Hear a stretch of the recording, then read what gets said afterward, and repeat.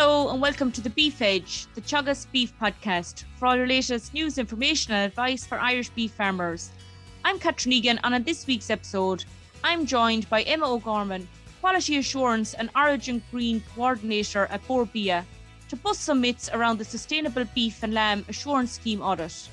With over 34,000 audits taking place on Irish beef and sheep farms every year, Emma, what are the benefits at farm level? So at farm level, the benefits to being quality assured is that all certified beef farmers receive a farmer feedback report from Bord Bia with their farm's carbon footprint, and that's becoming even more important in this day and age with all the environmental requirements coming around.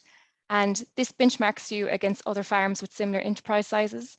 But what it also does is the report also contains advice and feedback on how to mitigate various emissions and improve production efficiencies. And this advisory feedback is done in collaboration with Teagasc and focuses on measures set out in the Teagasc MAC curve as well.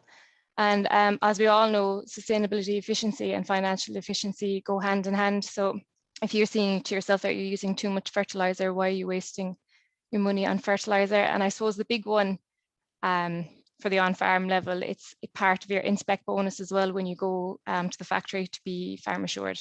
And as part of the Quality Assurance Scheme, what are the main objectives of the scheme? So the Sustainable Beef and Lamb Assurance Programme was created, I suppose, to demonstrate to customers that quality beef and lamb are produced sustainably under accredited scheme. And so what that means is by Bord Bia auditing farmers against the quality assurance and sustainability criteria, that we can prove to our customers that Irish beef farmers is following best practice. And at the moment, this is a base expectation in the marketplace. And we're seeing like farmers are used to getting their audit every 18 months. Talk me through what farmers should do in preparation in advance of the audit. I suppose just in preparation for the audit, just to make sure that they've been keeping up with their record keeping, so their animal usage remedies records. And I suppose try and track down any invoice or dockets or put them to one side as they find them, especially for knackery dockets or any silage plastic that they would have recycled and sent away, just to track down what they've done with their docket. And maybe as well, if you are using the Bord Bia record keeping book, that you have the most up-to-date one. So a lot of farmers we'd find like this year, they mightn't have 2021 on their records, they might have stopped at 2020. So if that's the case, you can give us a ring or an email and we'll get a new one out to you. And what help is available for farmers in advance of the inspection completing these booklets? So when a farmer gets their renewal letter, which is about approx 4 months before the cert expiry date, the letter will provide information on when their cert expiry is. And I suppose it'll also tell them any issues that were raised at the last audit, so they can know to keep an eye on them because the auditor will focus on them in this audit. And then it will also provide them information on how to fill out their sustainability survey. So I mentioned the farmer feedback report at the start. So that's sustainability survey powers that. So we'll be asking information about your fertilizer usage, when you spread slurry, anything like that, like any energy efficiencies being done on farm.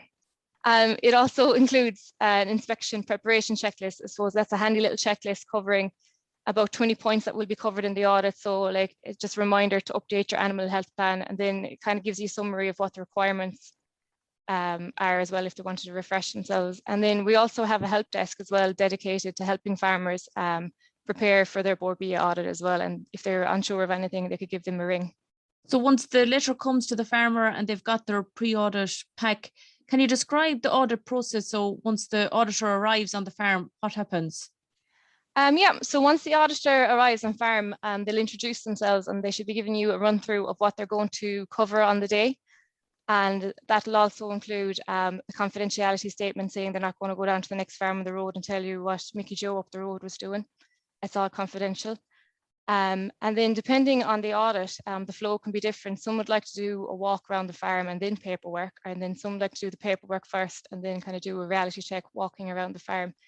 And there should be no surprise policies as well. So if anything is found as we're going along through the farm, it should be raised with you. And at the end of the audit, then a summary will be given of findings, and you will be given an explanation of why any non-conformance was found, if it was found, and how to go timeline for rectifying it as well.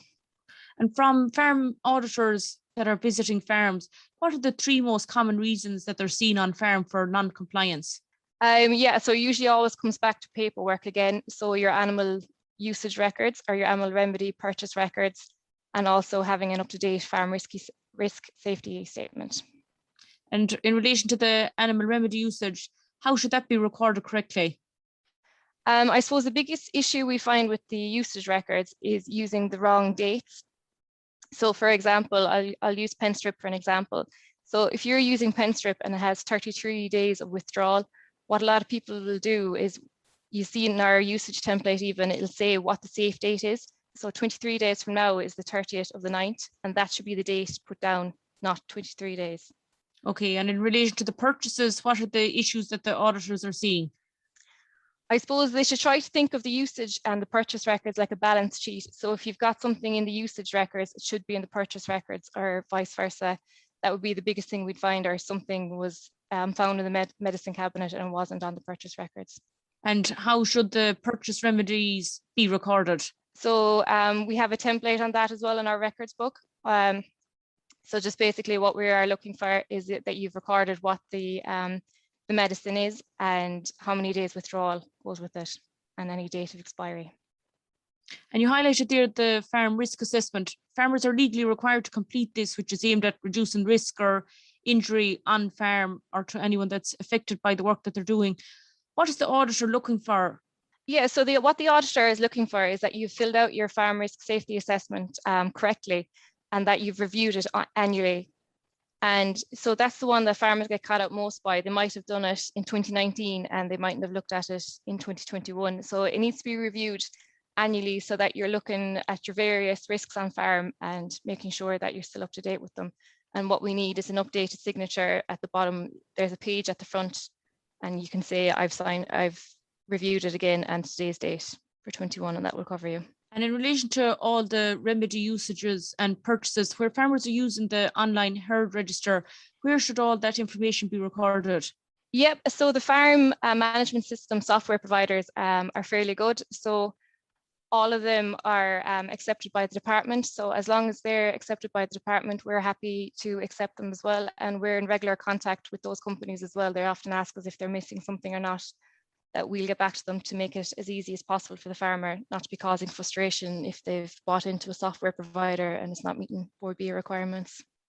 For farmers that aren't using any software providers, what booklets or where can they record it? Yep, so as I say, we have a farm records book. So if they haven't got one of those, they can ring up and we'll post them out one. Or as long as, if they look at the back of the standards book as well, it'll provide a template with all the headings of what we're looking for on farm. So even if they're recording that on their own piece of paper or on an Excel spreadsheet, as long as they've got all the required headings, that will do us. That's great, Emma. And post-audit, what happens? Yeah, so a lot of the farmers might be surprised to know that it's not the auditor that says what's a pass or a fail. So once the auditor's finished his audit, he will submit it and the audit body review it. And then it goes to the Bord Bia and when we will review it, and then it goes forward to the chairman to be certified. So it's quite a thorough process. And what score do farmers need to get then to be accredited? So farmers have to score greater than 60% to be accredited. Emma, in rare cases where farmers are not accredited, what happens in that situation? So if a farmer had failed an audit, they would be removed from the scheme and they could reapply within 6 months. And if they thought that they had been removed unfairly, they can appeal the process as well. But I suppose it's worth noting as well, if there is not, like you'd have to get quite a few non-compliances to be get a score less than 60%. So one non-compliance would give you a score of 98%, just to put it in perspective. What help is available to remedy any issues that arise? Yep, so I mentioned the help desk at the start. So they're also great to help you to advise you on what you need to do or help you to close out as well. And Emma, due to restrictions, audits had to be carried out virtually. When are on-farm audits starting again? Yep, so from the 17th of May, we gave farmers the option, whatever they were comfortable with, to have either an on-site audit or a remote audit. But following government guidelines, we'll be back on farm full-time from the 22nd of October. And will farmers still have the option for virtual or on-farm audits at that stage? No, from 22nd of October onwards, we will be back doing farm audits full-time. Emma, from a farm point of view, what difference does it make if the farm is quality approved or not? Yep, so I mentioned at the start about the inspect bonus. So that is one of the factors, being quality assured is one of the factors in receiving your inspect bonus. But I suppose it's worth noting as well, while your farm may be quality assured, this does not necessarily mean that all your cattle sent for slaughter will receive the quality payment bonus.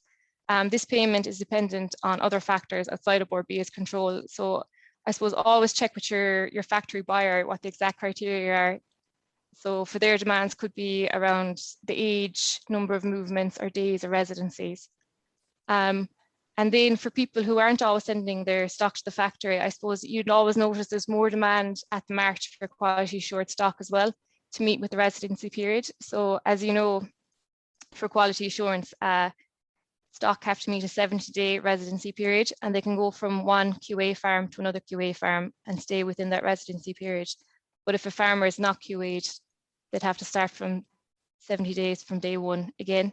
So if people are buying cattle to finish, they're going to want quality assured stock so they know they can get their cattle to the factory faster. Emma, on a national basis, considering we export over 90% of the beef we produce, what difference does it make that 95% of the beef that's slaughtered is quality assured? Well, it makes a big difference because the vast majority of our best paying customers, including retailers and large food service operators, have a basic requirement in their specifications for quality assurance as a starting point. And this includes some customers like the likes of Tesco, Sainsbury's, Albert Heijn and McDonald's, which, as you know, are big buyers of beef. These customers mostly have a high volume requirement over a narrow band of cuts from carcass. So in order to fulfill the volume, we need to be able to pull off the highest possible number of animals on a week-to-week basis. So quality assurance is essential for us to be able to deliver the rapidly number of proofs that customers are looking for in order to keep them buying in the beef category.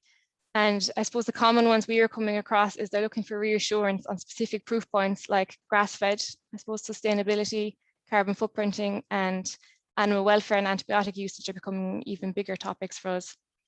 And then as a member of the European Union as well, it's a requirement for Ireland to be able to promote our product domestically and abroad. Finally, Emma, what advice have you for farmers listening that they're getting ready now for their audit? Yeah, I suppose don't be getting stressed unnecessarily. You will, if any issues are found on farm, you will have time to close them out. And if you're working with us, we'll work with you all along. We won't kick you out unnecessarily. We have been trying to promote helpful tips and tricks to help you get across the line. So we have done some articles with the Farmers Journal and AgriLand recently. And these can also be found on our website. And also our help desk are a great resource as well to help with any queries you'd have. That's great, Emma. I'll include all the links in the text with the podcast. Thanks very much. Thank you. That's all for this week's episode. And my thanks to Emma for joining me on the show.